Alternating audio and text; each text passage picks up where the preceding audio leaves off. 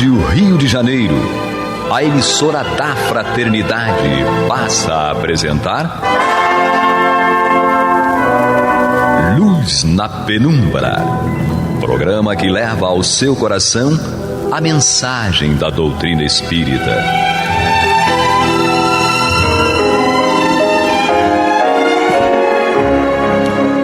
E com vocês, André Afonso Monteiro, para o estudo do livro A Gênese, da obra codificada por Allan Kardec. Olá, amigo ouvinte, internauta da Rádio Rio de Janeiro, retornando aqui com vocês para o estudo do programa Luz na Penumbra, da obra A Gênese. E hoje aqui comigo, nesse retorno, nós temos a companhia de Carlos Alberto Ferreira e também da Cris Teixeira. E nós vamos retomar esse estudo a partir do capítulo 17, Predições do Evangelho, itens 24 e seguintes. Minhas palavras não passarão. E aqui Kardec ele traz inicialmente uma passagem do Evangelho de Mateus, nos capítulos 15, versículo 12 a 14, e 24, versículo 35. E esses itens traz a seguinte mensagem: Então, aproximando-se dele, seus discípulos lhe disseram: Sabes que, ouvindo o que acabastes de dizer, os fariseus se escandalizaram? Ele respondeu: Toda planta que meu Pai Celestial não plantou será arrancada. Deixa-os, são cegos a conduzir cegos. Se um cego guia outro cego, cairão ambos no barranco. Evangelho de Mateus, capítulo 15, versículos 12 a 14. E o último item: O céu e a terra passarão, mas as minhas palavras não passarão. Mateus, capítulo 24, versículo 35. E no item 26, Kardec comenta: As palavras de Jesus não passarão, porque serão verdadeiras em todos os tempos. Será eterno o seu código de moral, porque consagra as condições do bem que conduz o homem ao seu destino eterno. Mas terão as suas palavras chegado até nós puras de toda a ganja de falsas interpretações? Aprenderam-lhes o espírito todas as seitas cristãs? Nenhuma as terá desviado do verdadeiro sentido em consequência dos preconceitos da ignorância das leis da natureza? Nenhuma as transformou em instrumento de dominação para servir às suas ambições e aos seus interesses materiais em degrau, não para se elevar ao céu, mas para elevar-se na terra? Terão todas adotado como regra de proceder a prática das virtudes, prática da qual fez Jesus condição expressa de salvação? Estarão todas isentas das apóstrofes que ele dirigiu aos fariseus de seu tempo? Todas finalmente serão assim, em teoria como na prática, expressão pura da sua doutrina? Então, nós vamos dar aqui uma parada para analisar essas indagações de Kardec. Mas eu estou meio enferrujado, não falei aqui, não apresentei o Carlos Alberto nem a Cristiane, só falei que eles estavam aqui comigo, nem o Pablito ali. Carlos Alberto, seja bem-vindo, meu irmão. Muita paz no coração de todos.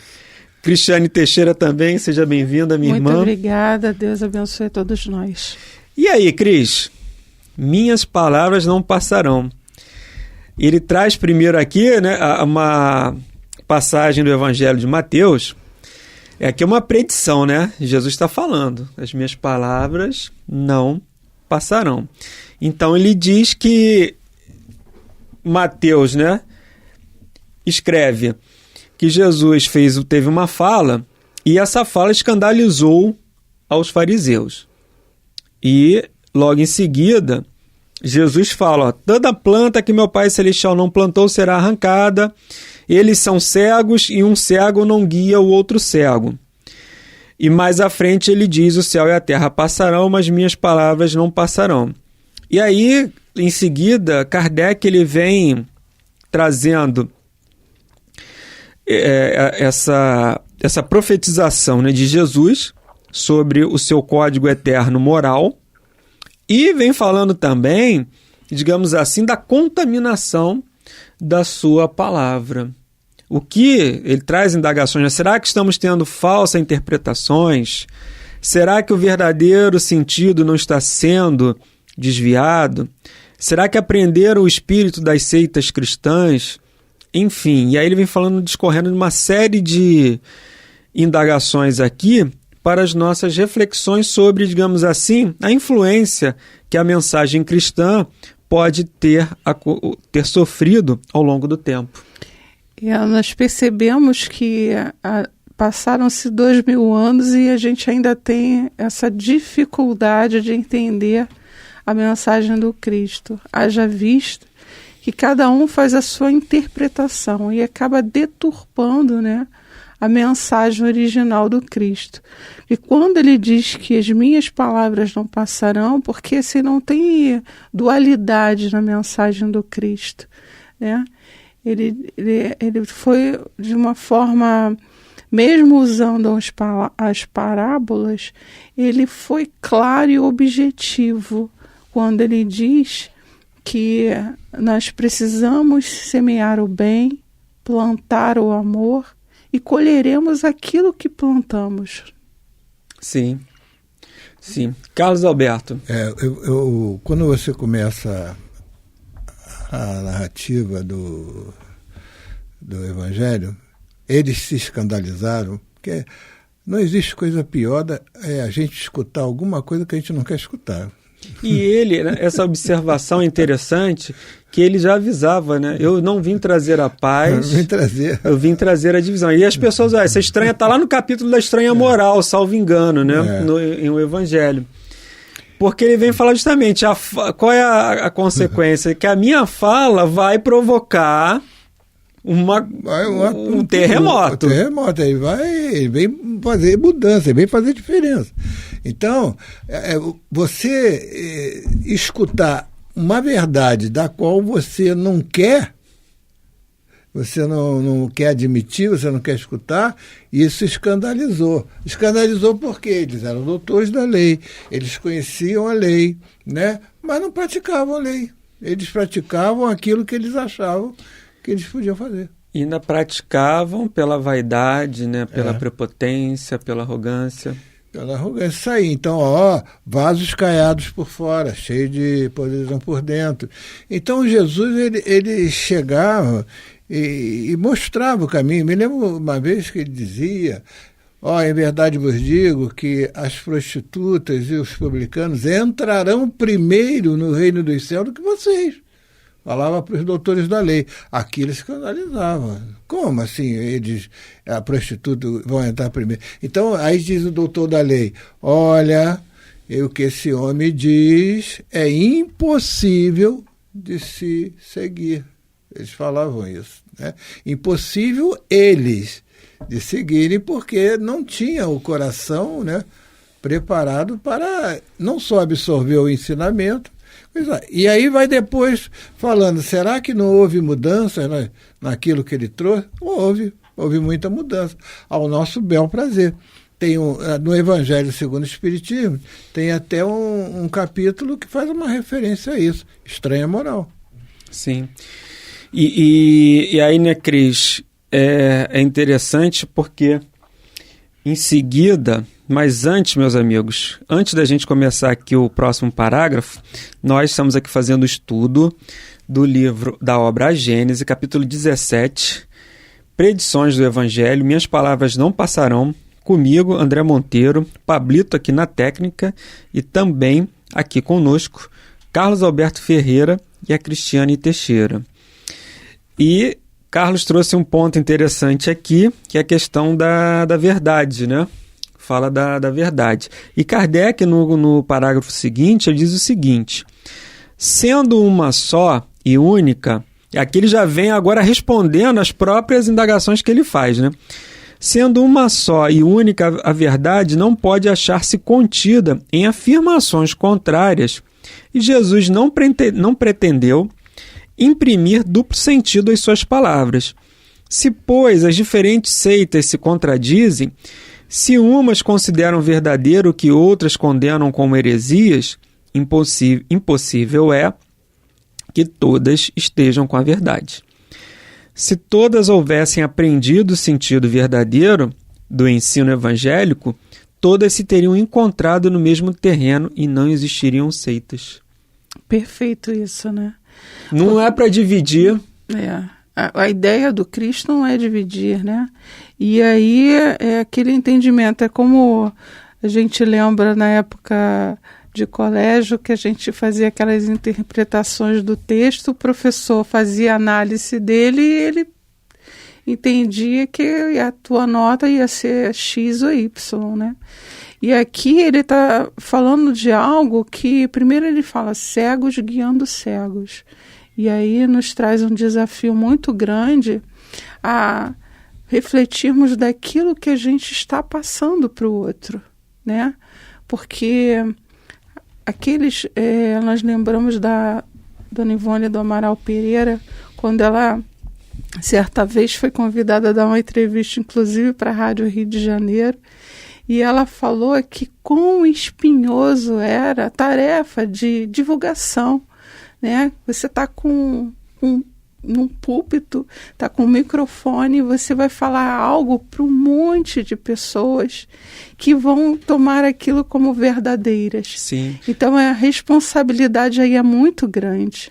Isso é um detalhe importante que você acabou de dizer, porque você vê que o problema não está na palavra, na escrita. Pode ter tido um problema de tradução. Foi falado naquele hebraico antigo.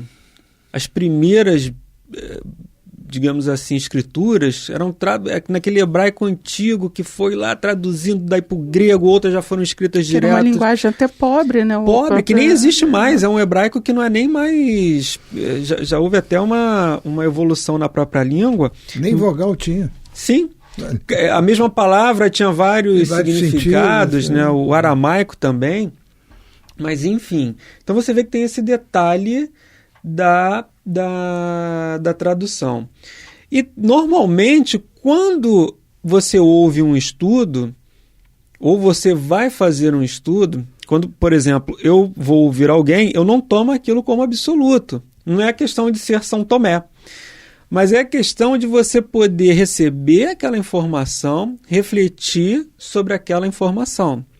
E quando eu faço até um estudo, também falo até a mesma coisa. Tudo que eu for falar aqui, vocês têm que refletir. Não pode pegar essa informação e jogá-la como absoluta. Não, foi o Divaldo que falou, ou foi o Chico que falou. Ainda que sejam dessas personalidades, todo respeito aqui ao Chico e ao Divaldo, mas você tem que refletir sobre aquilo.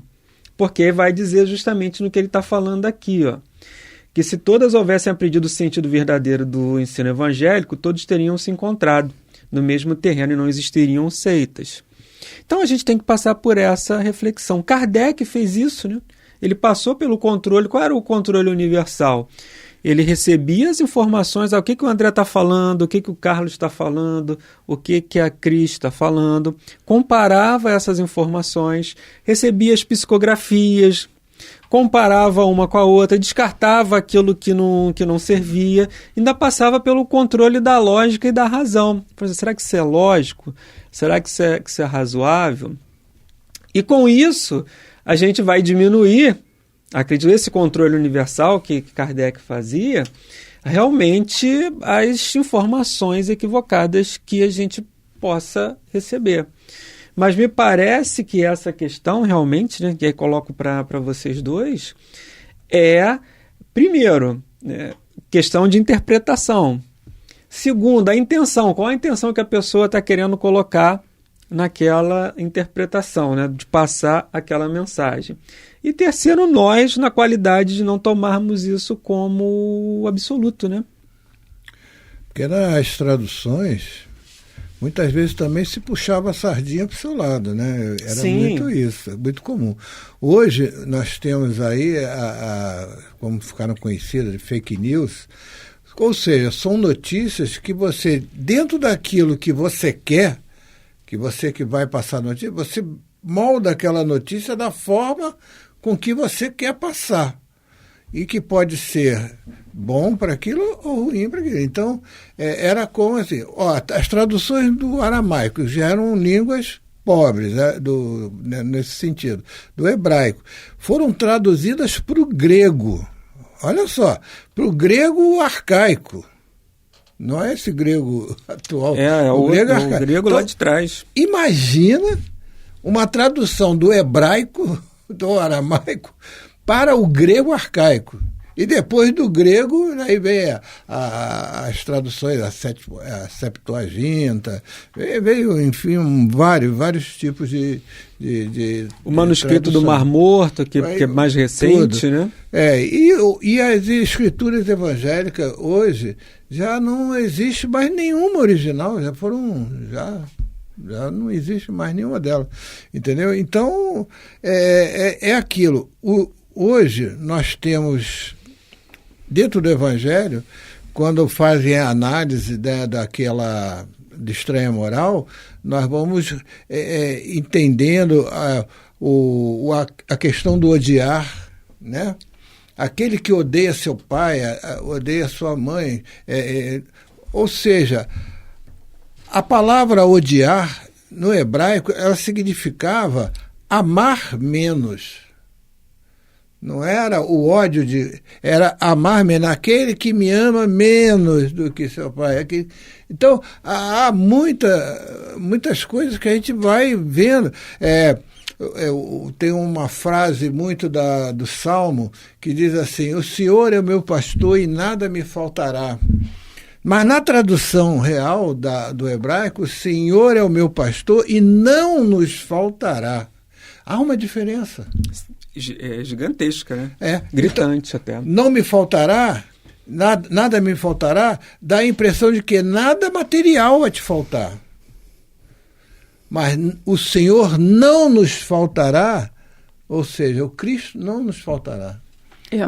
Nós verificamos as próprias Bíblias, que existe a Bíblia do católico, a Bíblia do evangélico, e mesmo a Bíblia do evangélico existe uma divergência, assim, divergência não, e a Bíblia do hebreu também. Distinção, né, do que segue determinada denominação religiosa, enfim.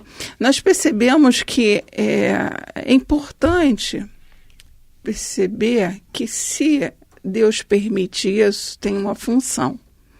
E é exatamente o que você disse, né? Buscar a verdade.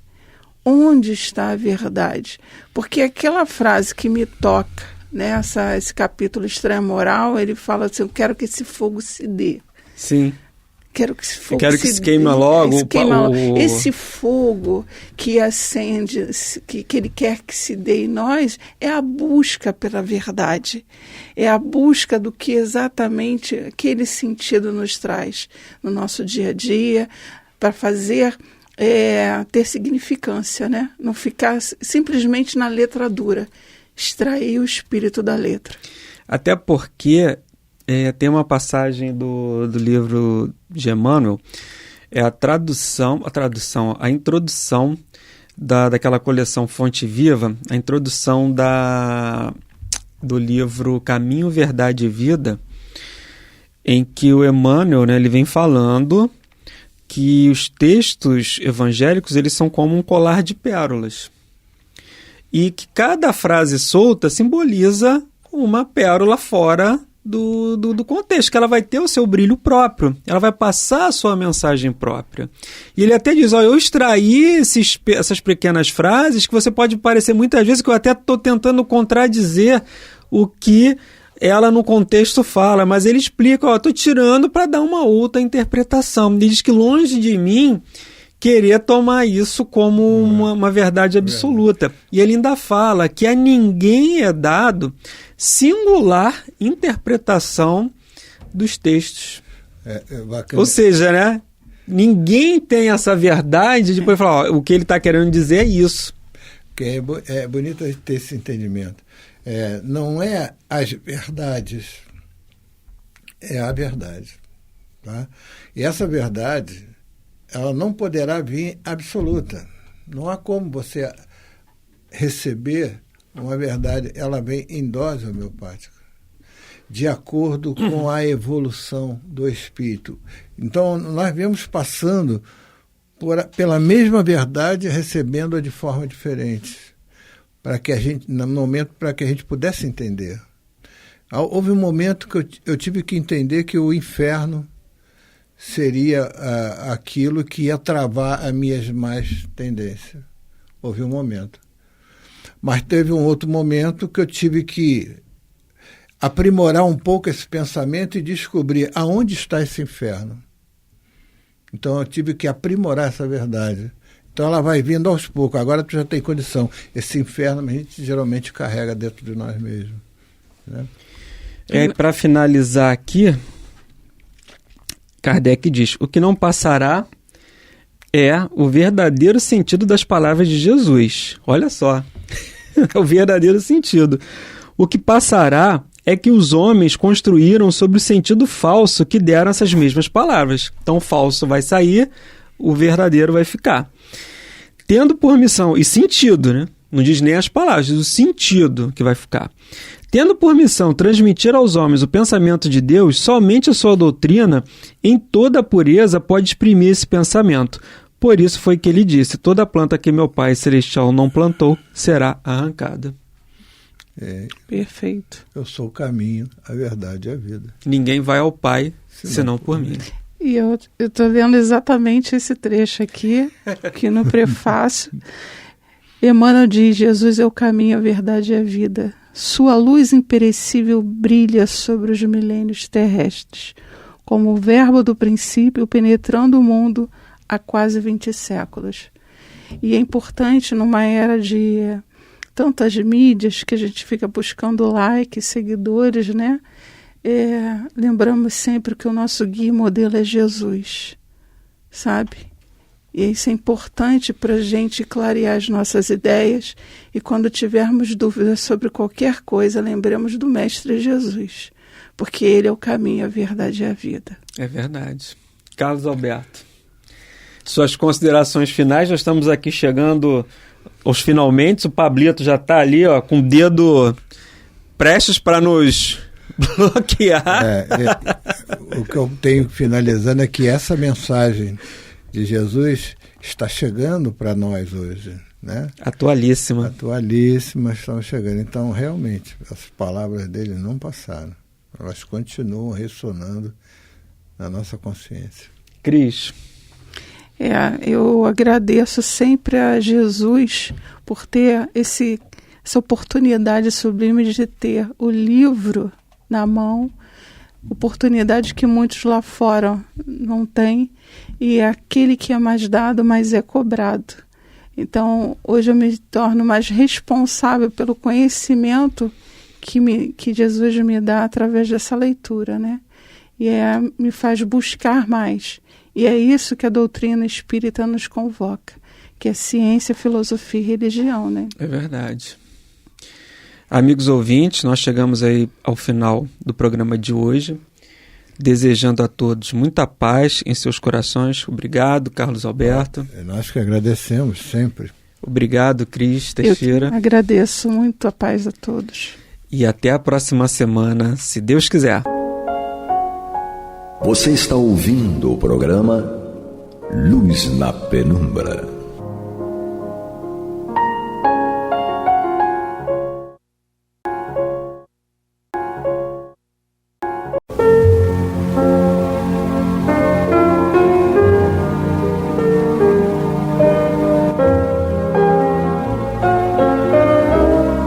A Rádio Rio de Janeiro está levando ao seu lar e ao seu coração a mensagem consoladora da doutrina espírita, através do programa Luz na Penumbra.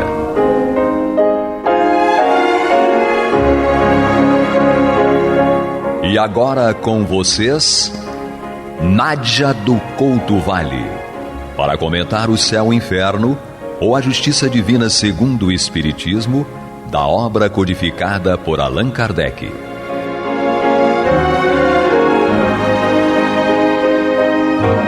Amados e amadas ouvintes e internautas, que a paz de Jesus permaneça conosco hoje e sempre. Nós estamos iniciando o estudo na sequência do estudo desta obra, O Céu e o Inferno, ou A Justiça Divina segundo o Espiritismo.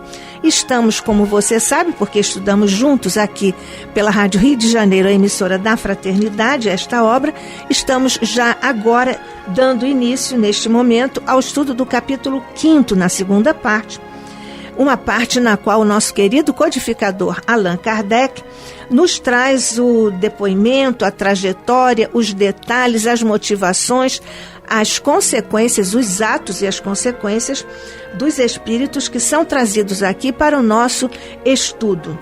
Nós vemos neste capítulo que nosso querido codificador Allan Kardec traz uma questão da mais relevante importância para a nossa trajetória evolutiva, que é exatamente o suicídio.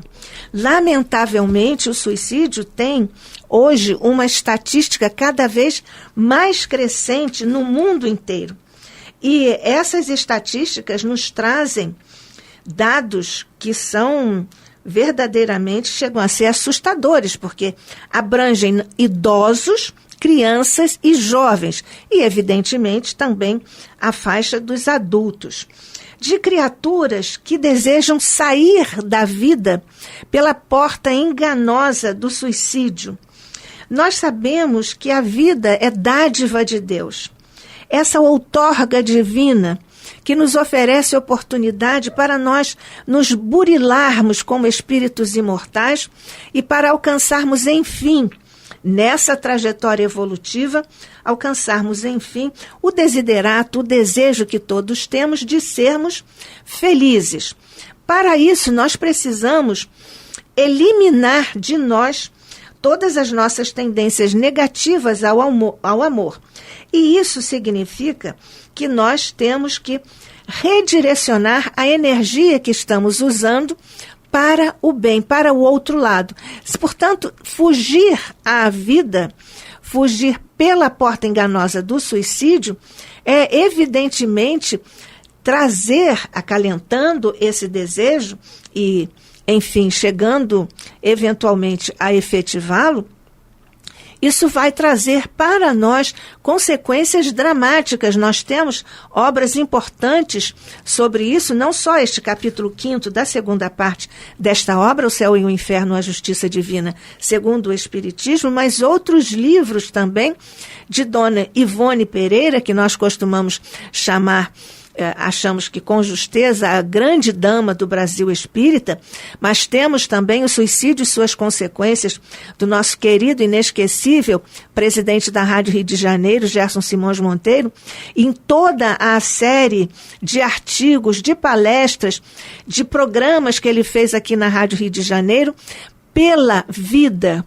contrariando o suicídio, mas de uma forma evangélica, porque nós, no Espiritismo, não estamos autorizados a julgar ninguém e, evidentemente, compreendendo. Há alguns que, na verdade, julgam que o suicida é um fracassado, é um fraco, porque foge da vida. Outros acham que o suicida é um corajoso, porque teve esse ímpeto de acabar, na verdade, de acabar, dar cabo da dádiva divina que nós temos como essa outorga para o nosso autoburilamento. E nesse particular, nós vemos que só Deus pode, portanto, dispor da vida, porque Ele é o Senhor da vida. E nos oferece isso para que nós possamos progredir. Às vezes, em determinadas circunstâncias, é muito difícil nós entendermos isso dessa forma, até porque nós vemos que essa situação de fuga da vida é uma contrariedade, na verdade, é uma espécie de rebeldia à lei de Deus, pela qual nós também haveremos de responder. Mas quais são, então, as causas? Do ponto de vista psicológico, nós temos algumas causas. Aliás, está dito lá em O Livro dos Espíritos, o nosso querido codificador indagou dos espíritos orientadores da humanidade quais as causas. Eles responderam: desgosto da vida, o ócio. Porque sabemos que o ócio, como nós sabemos e lembramos o nosso querido mentor André Luiz, não devemos deixar a nossa cabeça livre de ideias poderosas no sentido de positivas, porque então pode haver ali um ninho de ideias menos felizes. Por outro lado, o ócio é esse, a questão, a falta de sentido da vida, porque muitas criaturas estão também achando que a vida não tem sentido, elas não têm um projeto de vida. Busquem um projeto de vida. Vão buscar um trabalho voluntário junto às pessoas que sofrem. E aí o nosso sofrimento fica menor diante do sofrimento alheio e nós teremos uma espécie de satisfação íntima, profunda, de estarmos ajudando um irmão nosso em humanidade. Na verdade, também aí labora contra essa nossa vontade de viver, também a insegurança. Hoje no mundo nós temos, tudo é inseguro. O Zygmunt Bauman, esse sociólogo famoso, que é o autor, formulou uma teoria, a teoria de que tudo é fluido. A sociedade está fluida, os valores estão fluidos. Isso também nos lembra um outro filósofo pré-socrático que disse: tudo flui. Na verdade, é uma espécie de retomada dessa ideia pré-socrática agora para os tempos que vivemos. E nesse particular nós temos o Bauman aí recolocando essa questão. Há ainda uma linha argumentativa a propósito da influência de fatores climáticos nessa lassidão, nessa falta de sentido, nesse desânimo perante a vida nos países que são os países nórdicos, porque quase não há sol e tudo, porém não estão abaixo das estatísticas tristes do suicídio os países em que há muito sol. Portanto, essa é uma questão do espírito imortal que somos e, nesse particular, nós precisamos nos situar sempre buscando o sentido da vida, a motivação. Motivação é um sentido, é uma energia íntima que nós já trazemos para isso. Existe ainda um outro fator que, do ponto de vista espiritual, chega a ser, às vezes, poderoso, que é a questão do momento em que nós nos colocamos diante dessas questões graves. Portanto, essa rebeldia à lei e essas outras condições do ponto de vista espiritual que decorrem dos processos obsessivos, um fator que pode laborar nesse sentido para nós, lamentavelmente, acabamos sendo presas desse propósito.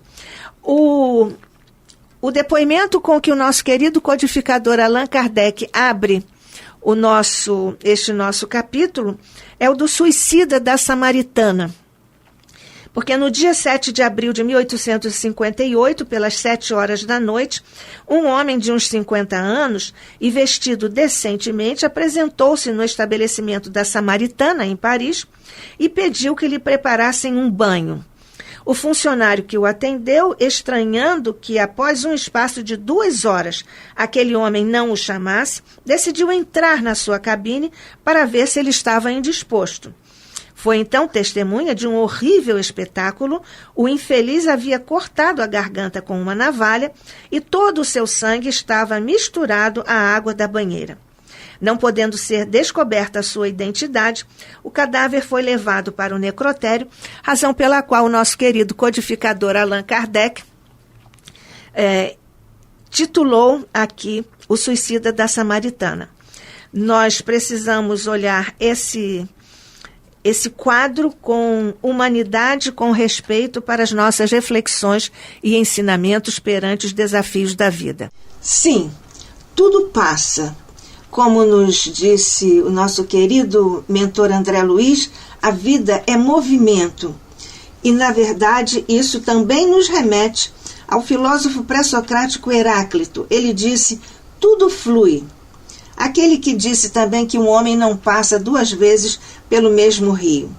Na verdade, esse tudo passa de Maria é sobre o que nos acontece no fluxo da nossa vida, da nossa encarnação, tanto aqui enquanto encarnados no plano material, quanto no plano espiritual. Porque sabemos que todos estamos na vida inesgotável, a vida com maiúscula, qualquer que seja a forma como desencarnamos. Aliás, essa é uma memória que guardamos no psiquismo profundo, tanto que há um dia dedicado ao chamado Dia dos Finados, para nós lembrarmos os nossos irmãos desencarnados, tanto os que nos são caros, os nossos entes queridos, como aqueles outros que não são nossos conhecidos, pelo menos na presente encarnação, mas que também devem merecer as nossas preces, as nossas vibrações, como fazemos agora, por exemplo, juntos, aqui estudando na Rádio Rio de Janeiro, a emissora da Fraternidade, porque estamos falando neste capítulo 5º da segunda parte desta obra, onde o nosso querido codificador Allan Kardec nos fala sobre os suicidas. Lamentavelmente, em alguns ambientes, ainda se negam os serviços funerários de encomendamento, digamos assim, do corpo físico, a cerimônia, que é uma homenagem ao desencarnante, e muitos recusam esse tratamento, essa despedida final do corpo físico, pelo simples fato, não é simples porque é um cometimento contra a lei de Deus, mas pelo fato de a pessoa ter sido suicida.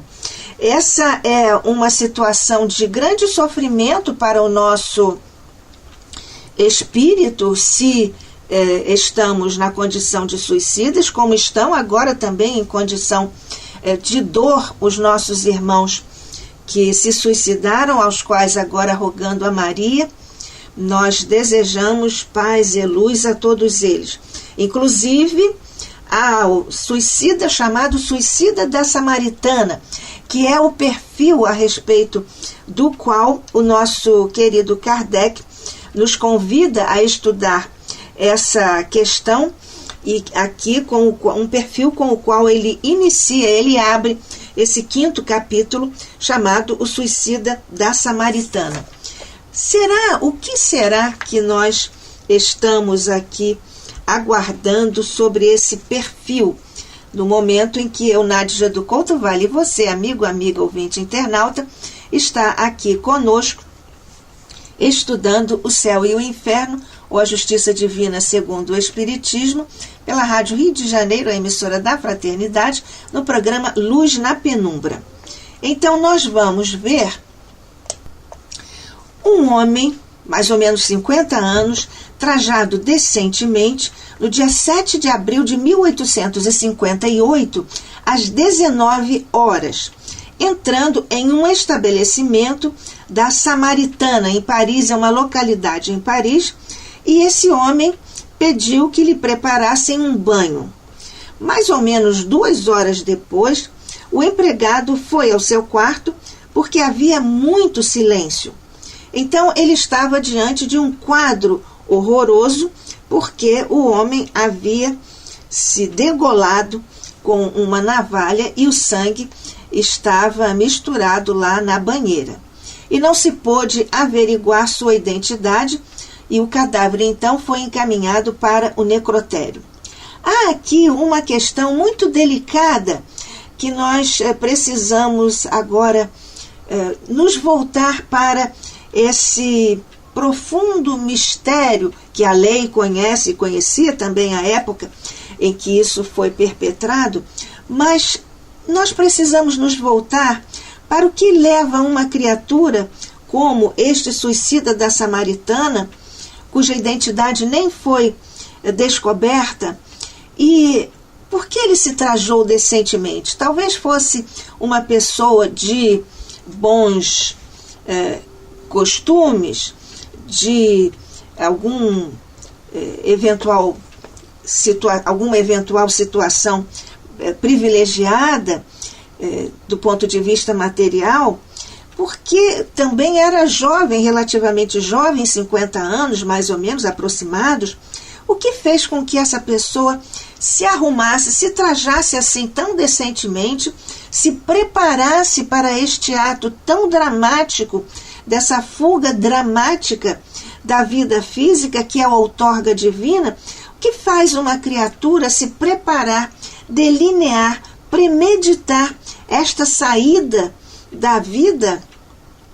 Alguns até acham, não sabemos o que achava neste momento, não sabemos o que achava este homem nesta época em que ele tomou essa decisão tão trágica, porque nós vamos ver ao longo deste capítulo muitas outras situações em que nós vamos perscrutando, aprofundando a temática, as causas que levam uma criatura a se despedir tão tragicamente da vida. Se há um problema, é claro, todos temos problemas, mas afinal tudo passa e precisamos seguir Maria, como sempre, o nosso grande recurso, refúgio de amor, onde nós podemos sempre nos colocar nos braços delicados e maternais de Maria, nossa mãe, chamada Mãe Santíssima, que é um legado neotestamentário de Jesus. Mas, enfim, o que faz esse homem, assim, despedir-se dessa maneira? Qual foi a motivação? Nós já aqui levantamos algumas hipóteses. No caso, ficaram apenas as hipóteses para os que participaram direta ou indiretamente deste caso doloroso, lamentável, mas nós temos na doutrina espírita, na metodologia criada por Allan Kardec, nós temos a condição de evocar o espírito, como foi feito, e então nós descobrirmos, para aprendermos essas sutilezas da alma humana. Por exemplo, aqui Kardec nos transcreve esse início de conversa. Foi feita uma evocação e a resposta é do guia do médium. Nós vemos como se estabelece uma espécie de tabela do ponto de vista vibratório. Então, quem vai responder sobre o suicida da Samaritana é o guia do médium. E então, depois disso, a resposta vem do guia do médium. Após a evocação, ele diz: esperai, ele aí está, ou seja, o espírito do suicida samaritano. E foi-lhe então perguntado: onde vos achais hoje? Ele respondeu: não sei, dizei-mo. É natural que ele não soubesse, porque provavelmente não tinha as informações da doutrina espírita, e embora ela já estivesse aí lá em Paris, inclusive, onde foi lançado o Livro dos Espíritos, ele já poderia ter alguma informação se tivesse tido acesso às informações da doutrina espírita. E então ele responde que não sabe, e o que é natural nesse momento em que ele está aqui ainda nesse primeiro momento, mas o guia do médium está ali apoiando. A pergunta seguinte é: estás numa reunião de pessoas que estudam o Espiritismo e que são benévolas para convosco? Não é propriamente uma pergunta, mas é na sequência da conversa. E ele responde: dizei-me se vivo, pois este ambiente me sufoca. O ambiente em que ele estava o sufocava, o que é natural, porque ele estava completamente, na verdade, desinformado sobre o que lhe acontecera. Não sabemos se ele tinha crenças materialistas, se ele era ateu, não sabemos. Aliás, há aqui neste capítulo um depoimento de um espírito, o ateu. Mas, enfim, Kardec nos dá aqui mais uma de suas preciosas informações, como sempre, criterioso. Ele coloca as suas informações em um tamanho menor, mas ele explica: sua alma, posto que separada do corpo, está ainda completamente imersa no que poderia chamar-se o turbilhão da matéria corporal. Vivazes lhe são as ideias terrenas, a ponto de se acreditar encarnado. É o que também acontece conosco quando conversamos com os nossos irmãos desencarnados, e no caso dos que desencarnaram pela porta enganosa do suicídio, eles também se encontram assim imersos nisso que Kardec diz que poderia chamar-se o turbilhão da matéria corporal. Eles se acreditam ainda vivendo, mas sentem esse desconforto, é claro, porque há uma distância vibratória, uma interrupção vibratória do fato de estar encarnado e passar a um outro plano de existência, e por isso as ideias terrenas, as impressões terrenas do que viveu terrenamente, digamos assim, isso tudo ainda está profundamente impresso, muito forte em seu psiquismo. Por isso os nossos irmãos ainda se acreditam encarnados. E então há aqui uma próxima pergunta: quem vos impeliu a vir aqui? Na verdade, esta é a pergunta para saber se ele tinha tido algum contato com algum outro espírito, mas ele não responde. Ele simplesmente diz por quê. Na verdade, ele se cinge ao uso da palavra aqui, que era naturalmente o ambiente da reunião espírita. Porque quando o nosso Kardec diz que ele estava lá imerso nas ideias terrenas, e ele se acredita encarnado, e lhe faz então a pergunta: quem vos impeliu a vir aqui, a este ambiente onde nós estamos em reunião espírita, onde todos estão dispostos a trabalhar em seu benefício, a vibrar em seu benefício, como está dito aqui, estais numa reunião de pessoas que estudam o Espiritismo e que são benévolas para convosco.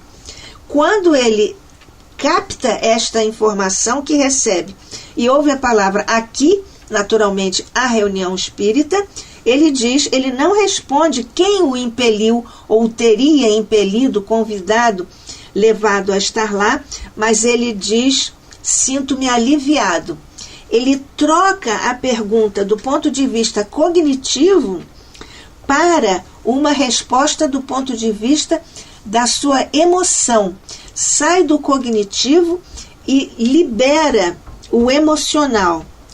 Qual o motivo que vos arrastou ao suicídio? E ele então indaga perplexo: morto? Eu? Não, que habito o meu corpo. Não sabeis como sofro, sufoco-me. Oxalá que mão compassiva me aniquilasse de vez. Então ele está neste momento de grande perplexidade, como nós, aliás, constatamos a mesa mediúnica, mas eles logo são, a mesa mediúnica, consolados, envolvidos pelos mentores da reunião, e aqui ele deseja isso. É o que acontece na nossa experiência, a mesa mediúnica, e é o que nós vamos continuar a estudar aqui pela Rádio Rio de Janeiro, programa Luz na Penumbra, sobre este capítulo, os suicidas, e sobre o samaritana, o suicida da samaritana. Que a paz de Jesus permaneça conosco hoje e sempre, e abençoe, Jesus, todos os nossos irmãos suicidas e, sobretudo, esses que ainda têm a ideação suicida. Que a paz de Jesus esteja com eles hoje e sempre. Graças a Deus.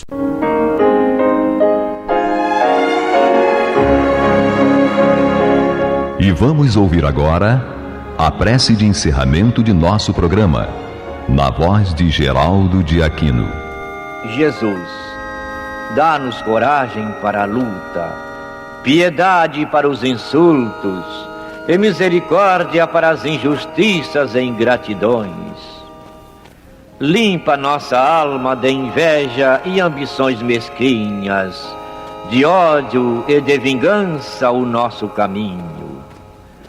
E que dentro em pouco, ao recolher-nos de novo ao calor do nosso leito, para que o sono nos dê a paz e o esquecimento das tristezas humanas, possamos sentir, Senhor, no mais íntimo de nosso ser, a doçura indefinível do Teu amor e a grandeza incomparável da Tua divina presença. Que assim seja.